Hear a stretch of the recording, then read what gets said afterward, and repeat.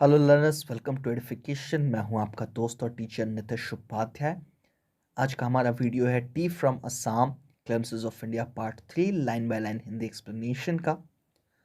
ये कहानी है किसकी, देखते हैं हम लोग। Pranjal, a youngster from Assam, is राजवी's classmate at school in Delhi. Pranjal's father is the manager of a tea garden in Upper Assam, and Pranjal has invited Rajveer to visit his home during the summer vacation. प्रांजल असम का रहने वाला एक नौजवान है जो राजवीर के साथ स्कूल में पढ़ता है। राजवीर का क्लासमेट है, उसकी क्लास में पढ़ता है दिल्ली में। प्रांजल के पिता आसाम में, अपर आसाम में एक टी गार्डन के मैनेजर हैं और प्रांजल ने राजवीर से कहा, चलो मेरे घर गर्मी की छुट्टियों में तुम भी मेरे साथ रहना। उसे निमंत्रण दिया। तो अब इन लोगों की जर्नी की शुरुआत होती है। क्या होता है देखते हैं हम लोग। चाय गरम गरम चाय, a vendor called out in a high pitched voice. चाय बेचने वाला एक वेंडर, जिसको कहा जाता है किसी भी चीज़ को बेचने वाले को, घूम घूम के बेचने वाले को आमतौर पे, वैसे खड़े होके भी बेचने वाले को वेंडर कहा जाता है। तो गरम चाय चिल्लाता हुआ एक वेंडर आया अपनी जोर की आवाज़ में। He came up to their windows and asked, chai sahib. आके पूछता है खिड़की के पास, चाय दूं साहब। आपने ट्रेन में अगर जर्नी की होगी तो आपने ये चीज़ ज़रूर एक्सपीरियंस की होगी। Give us 2 cups, Pranjal said. Pranjal ने कहा, 2 कप हमें भी दे दो। They sipped the steaming hot liquid. गर्मा गर्म वो चाय उन लोगों ने चुसकनी शुरू कर दी। Almost everyone in their compartment was drinking tea too. उनके डिब्बे में बैठा लगभग हर इंसान चाय पी रहा था। आपने अक्सर सुना होगा आपके टीचर्स को कहते हुए कि चाय के साथ, कॉफ़ी के साथ हम कभी ड्रिंक का यूज़ नहीं करते। तो आपको क्या लगता है जिसने ये कहानी लिखी है वो उन लोगों से कम पढ़े लिखे हैं जिनकी कहानी एनसीईआरटी की बुक्स में छप रही है? ड्रिंकिंग का इस्तेमाल काफ़ी होता है। अगली बार कोई टीचर आपके कान खींचे तो आप उससे गूगल करके भी दिखा सकते हैं, ट्रस्टेड वेबसाइट्स। ठीक है, तो खैर हर कोई चाय पी रहा था उनके कंपार्टमेंट में।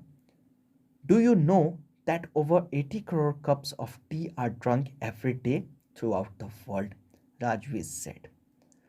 राजवीर ने क्या कहा प्रांजल से, क्या तुम्हें पता है कि पूरी दुनिया में हर दिन 80 करोड़ कप चाय पी जाती है? मुझे लगता है ये एक अंडरस्टेटमेंट है, क्योंकि इंडिया में 135 करोड़ पॉपुलेशन जो है, मुझे लगता है at least 60% of the Indian population drinks T regularly. और कुछ लोग ऐसे हैं जो दिन में 8-10 कप पी जाते हैं। बट खैर, let's stick to the story. तो 80 करोड़ कप चाय पूरी दुनिया में हर रोज पी जाती है, ऐसा राजवीर ने कहा। Phew, exclaimed Pranjal, tea really is very popular. प्रांजल कहता है, हो, चाय सच में काफ़ी पॉपुलर है। The train pulled out of the station. Pranjal buried his nose in his detective book. Okay. Train चल पड़ी स्टेशन से बाहर की तरफ। प्रांजल ने अपनी नाक घुसा दी वापस उस जासूसी कहानी की किताब में जो वो पढ़ रहा था। Rajveer too was an ardent fan of detective stories, but at the moment he was keener on looking at the beautiful scenery. Rajveer भी काफ़ी बड़ा फ़ैन हुआ करता था। आर्डेंट डिज़ायर हम लोग कहते हैं तीव्र इच्छा को, आर्डेंट फ़ैन मतलब बड़ा फ़ैन, काफ़ी बड़ा फ़ैन हुआ करता है था। राजवीर भी होता था आई मीन डिटेक्टिव स्टोरीज़ का, जासूसी कहानियों का। लेकिन उस वक्त वो ज़्यादा दिलचस्पी ले रहा था बाहर के खूबसूरत नज़ारे को देखने में। It was green green everywhere. चारों तरफ हरियाली छाई हुई थी। Rajveer had never seen so much greenery before. Rajveer ने कभी इतनी हरियाली पहले नहीं देखी थी। Then the soft green paddy fields gave way to tea bushes. उसके बाद जो हरे हरे धान के खेत थे वो रास्ता छोड़ने लगे किनके लिए? हरी हरी चाय की झाड़ियों के लिए। यानी कि खेत खत्म होते चले गए, चाय के बागान शुरू होते चले गए। It was a magnificent view against the backdrop of densely wooded hills. A sea of tea bushes stretched as far as the eye could see. काफ़ी खूबसूरत नज़ारा था। जो चाय के बागान थे दूर दूर तक फैले हुए थे। कहाँ? पहाड़ियों के सामने। बैकड्रॉप में पहाड़ियाँ थीं। कैसी पहाड़ियाँ? डेंसली वुडेड, यानी कि घने जंगलों से भरी हुई पहाड़ियाँ थी। और उनके आगे एक समंदर बिछा हुआ था। ऐसा लग रहा था चाय की झाड़ियों का, जहाँ तक आपकी नज़र जा पाती थी, जहाँ तक आंखें देख सकती थी, वहां तक दूर दूर तक बस चाय के बागान नजर आ रहे थे। Dwarfing the tiny tea plants were tall, sturdy shade trees, and amidst the orderly rows of bushes busily moved doll-like figures. चाय के छोटे छोटे जो पौधे थे वो बड़े बड़े पेड़ों की वजह से छोटे दिखने लगे थे। डॉफिंग का मतलब किसी को छोटा बना देना। स्टर्डी मतलब हट्टे कट्टे जो पेड़ थे, छायादार पेड़, वो चाय के पत्तियों को, चाय के सॉरी झाड़ियों को छोटा कर रहे थे अपने आगे। और उनके बीच, उन चाय की झाड़ियों के बीच घूम रही थी गुड़िया जैसी आकृतियां, बिल्कुल सावधानी से और काफी व्यस्त तरीके से।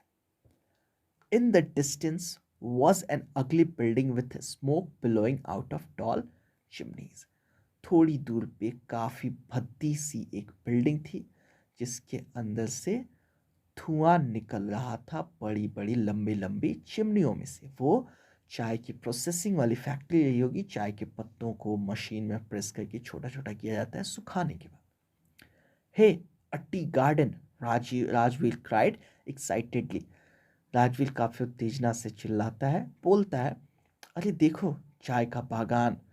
Pranjul, who had been born and brought up on a plantation, didn't share Rajveer's excitement. प्रांजल, जो यहीं पैदा हुआ और पला बढ़ा था चाय के बागान पे, वो राजवीर की उस उत्तेजना को शेयर नहीं कर पा रहा था। वो राजवीर जितना उत्साहित नहीं था। कोई चीज़ आपने बचपन से हमेशा देखी हो तो आप उसके लिए कम एक्साइटेड होते हैं, और कोई पहली बार देख रहा होता है तो काफ़ी एक्साइटेड होता ही है। तो राजवीर पहली बार देख रहा था, बट प्रांजल बचपन से यही रहा हुआ था। Oh, this is tea country now, he said. Assam has the largest concentration of plantations in the world. You will see enough gardens to last you a lifetime. अब प्रांजल कहता है, अरे यार, ये हम चाय के देश में ही पहुंच चुके हैं। असम में दुनिया में सबसे ज़्यादा चाय के बागान कहीं हैं तो असम में है। तुम्हें यहाँ इतने चाय के बागान दिखेंगे कि जिंदगी भर का तुम्हारा कोटा पूरा हो जाएगा। I've been reading as much as I could about tea, Rajveer said. No one really knows who discovered tea, but there are many legends. Rajveer कहता है कि मैं चाय के बारे में जितना ज़्यादा हो सकता था पढ़ने की कोशिश कर रहा था। कोई भी नहीं जानता कि आखिर चाय की खोज कैसे हुई, लेकिन कई कहानियां हैं, कई किंवदंतियां हैं। What legends? प्रांजल पूछता है, कैसी किंवदंतियां, कैसी कहानियां?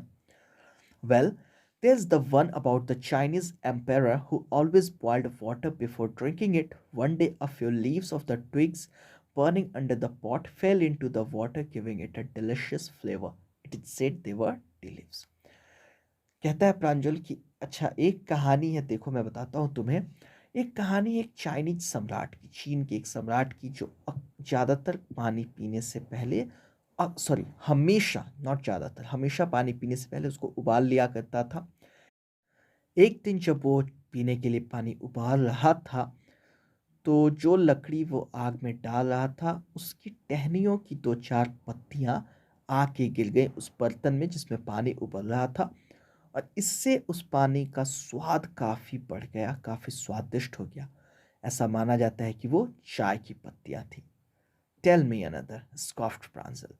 प्रांजल एक तरीके से हंसते हुए मजाकिया तरीके से कहा, अच्छा, अच्छी कहानी है, फिर से और दूसरी सुना।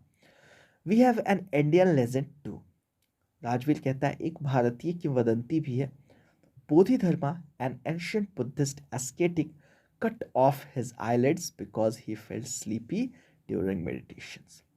कहता है ये राजवीर कि बोधिधर्मा, जो बुद्धिस्ट मंक थे, एक तरीके के बौद्ध सन्यासी थे, उन्होंने अपनी आँख की पलकों को काट दिया क्योंकि ध्यान लगाते वक्त उन्हें नींद आ जाती थी। ये बोधिधर्म वही हैं जिन्होंने कंग फू का आविष्कार किया, जिन्होंने कई सारे मार्शल आर्ट्स दिए, लेकिन अफसोस कि हमारे देश के लोगों ने उनको भी भुला दिया और मार्शल आर्ट्स को भी। जबकि जब ये चाइना गए तो वहाँ के लोगों ने इनके मार्शल आर्ट्स को सीखा, और आज मार्शल आर्ट का कोई पूरी दुनिया में सबसे बड़ा सेंटर है तो वो चाइना है। क्योंकि हम लोग अपने ट्रेडिशंस को, अपने कल्चर को कभी संभाल नहीं पाते हैं, हमें सिर्फ दूसरों की चीज़ें अच्छी लगती हैं। खैर, कहानी ये है कि बोधिधर्मा ने अपनी आंखों की पलकों को काट दिया। 10 T plants grow out of the eyelids. अब उन्होंने काट के कहीं फेंक दिया, तो उनमें से 10 चाय के पौधे निकल आए। The leaves of these plants when put in hot water and drunk banished sleep. इन पत्तियों में से जो पौधे उग आए थे, उनके पलकों में से, उनमें से जो पौधे आए थे उनकी पत्तियों को जब गर्म पानी में उबाल के पिया जाता था तो नींद दूर भाग जाती थी, क्योंकि उन्होंने काटा ही था इसी उद्देश्य से। Tea was first drunk in China, Rajveer added, as far back as 2700 BC. In fact, words such as tea, chai, and chini are from Chinese. Tea came to Europe only in the 16th century and was drunk more as medicine than as beverage.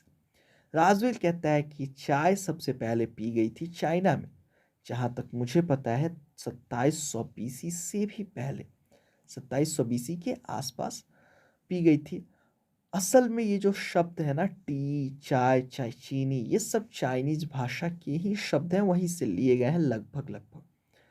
चाय Europe में आई 16वीं शताब्दी में, और उस वक्त तक वहाँ उसे दवाई के तौर पे पिया जाता था, पेय पदार्थ के तौर पे नहीं, यानी मज़े के लिए नहीं पिया जाता था, सिर्फ दवाई के लिए।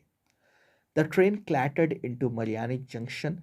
The boys collected their luggage and pushed their way to the crowded platform. Mariani junction पे आके ट्रेन खड़खड़ करती हुई रुकी। लड़कों ने अपना सामान लिया और भीड़ भरे प्लेटफॉर्म पे धक्का मुक्की करते हुए अपना रास्ता बनाते हुए बाहर की तरफ निकलने लगे। प्रांजल's parents were waiting for them. Pranjal के माता पिता बाहर उनका इंतजार कर रहे थे। Soon they were driving towards Dhekiabari, the tea garden managed by प्रांजल's फादर। जल्दी ही वो लोग ढेकियाबाड़ी की तरफ चल पड़े थे एक गाड़ी में।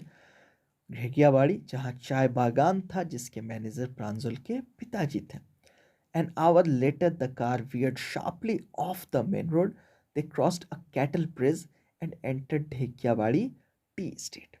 1 घंटे के बाद कार ने एकाएक रास्ता बदला और मुख्य सड़क को छोड़ के नीचे की तरफ उतर गई। एक पतली सड़क पे वो उतर गई, कच्ची सड़क पे। उन्होंने एक कैटल ब्रिज पार किया। कैटल ब्रिज आमतौर पे छोटी सी पुलिया होती है, मैकशिफ्ट ज़्यादातर होती है, तो उसको उन्होंने पार किया एंड एंटर्ड ढेकियाबाड़ी टी एस्टेट, और वो लोग ढेकियाबाड़ी चाय बागान में घुस गए। On both sides of the gravel road were acre upon acre of tea bushes, all nearly pruned to the same height. वो जो पत्थरों वाली सड़क थी, बजरी वाली सड़क, ग्रेवल छोटे छोटे कंकड़ों को कहा जाता है, उनकी जो सड़क थी उसके दोनों तरफ कई कई एकड़ में चाय की झाड़ियाँ फैली हुई थी। सभी को काट छांट के, प्रून का मतलब होता है वीड्स को हटा के और अनवांटेड लीव्स को हटा के, तो सबको काट छाट के सेम हाइट में रखा गया था। Groups of tea pluckers with bamboo baskets on their backs wearing plastic aprons were plucking the newly sprouted leaves. कई टी प्लकर्स, चाय की पत्तियां छांटने वाले लोग, तोड़ने वाले, आमतौर पे औरतें होती हैं, वो लोग दिखाई दे रहे थे। उन्होंने बांस की बनी हुई टोकरियां अपनी पीठ पे लाद रखी थी। एक्चुअली वो सिलेंड्रिकल होता है, कॉनिकल, सॉरी सेमी कॉनिकल कहा जा सकता है, पता नहीं क्या कहते हैं मैथमेटिक्स में उसको, बट वैसा ही कुछ होता है। उन्होंने अपने पीठ पे वो लाद रखे थे, प्लास्टिक के एप्रन पहन रखे थे उन्होंने, और नई नई निकली हुई पत्तियां, कोपलों को वो खोट रहे थे, एक तरीके से छटका रहे थे, नोच रहे थे, तोड़ रहे थे। Pranjal's father slowed down to allow a tractor pulling a trailer load of tea leaves to pass. प्रांजल के पिताजी ने अपनी गाड़ी को धीरे कर दिया और थोड़ा हल्का साइड कर लिया होगा ताकि एक ट्रैक्टर जिसने पूरा ट्रेलर भर के चाय की पत्तियां लाद रखी थी वो जा सके। This is the second flush or sprouting period, isn't it, Mr. Barua? Rajveer asked. Rajveer ने पूछा अमेरिकन स्टाइल में या यूरोपियन स्टाइल में कि मिस्टर बरुआ साहब, ये सेकेंड फ्लश है ना जिसको स्प्राउटिंग पीरियड भी कहा जाता है। It last from May to July and yields the best tea. ये मई से जुलाई के वक्त चलता है और सबसे अच्छी चाय इसी दौरान होती है। इसने मिस्टर बरुआ कहा, हमारे यहाँ आमतौर पे हम लोग अपने दोस्तों के माता पिता को अंकल आंटी कह देते हैं। विदेशों में ये फैशन नहीं है, विदेशों में उनको उनके सरनेम से आमतौर पर बुलाया जाता है। ठीक है, तो ये कुछ विदेशी स्टाइल में राजवीर ने उनसे बात की। You seem to have done your homework before coming, Pranjal's father said in surprise. प्रांजल के पिताजी ने आश्चर्य व्यक्त करते हुए कहा, यहाँ आने से पहले लगता है काफ़ी तैयारियां करके आए हो। डू योर होमवर्क का मतलब होता है तैयारियां बेसिकली करना। वो होमवर्क तो दिया जाता है, उसको करना एकेडमिकल सेंसेस में होता है, बट आमतौर पे कहा जाता है कि तैयार हो के आना किसी काम के लिए। तो वही कह रहे हैं ये कि तुम लगता है पूरे तैयार हो के आए हो, यहाँ आने से पहले पूरी तैयारी तुमने की है। Yes, Mr. Barua, Rajveer admitted, but I hope to learn much more while I'm here. Rajveer ने स्वीकृति जताते हुए, स्वीकार करते हुए उस बात को कहा कि हाँ बरुआ साहब, मैं ऐसा करके आया हूँ, लेकिन मैं इस उम्मीद में यहाँ आया हूँ कि जब तक मैं यहाँ हूँ तब तक और भी ज़्यादा चीज़ें मैं सीख पाऊँ। और इस तरह से ये चैप्टर ख़त्म हुआ। उम्मीद करता हूँ आपको समझ में आया होगा, काम आएगा आपके ये जो भी 16-17 मिनट का ये चैप्टर था, ये वीडियो था। मिलते हैं अगले किसी वीडियो में, तब तक के लिए stay safe, take care and keep learning. उम्मीद करता हूँ आपको ये लेसन समझ में आया होगा। अगर ऐसा है तो प्लीज़ लाइक का बटन दबाइए वीडियो अच्छा लगा हो तो, और साथ में नीचे कमेंट करके हमें ज़रूर बताइए अगर वीडियो नहीं पसंद आया, या आप ये भी बता सकते हैं कि आप आने वाली वीडियोज़ में क्या चाहते हैं। शेयर ज़रूर कीजिए अपने दोस्तों के साथ अगर पसंद आया हो, और सब्सक्राइब ज़रूर कीजिए हमारे चैनल को।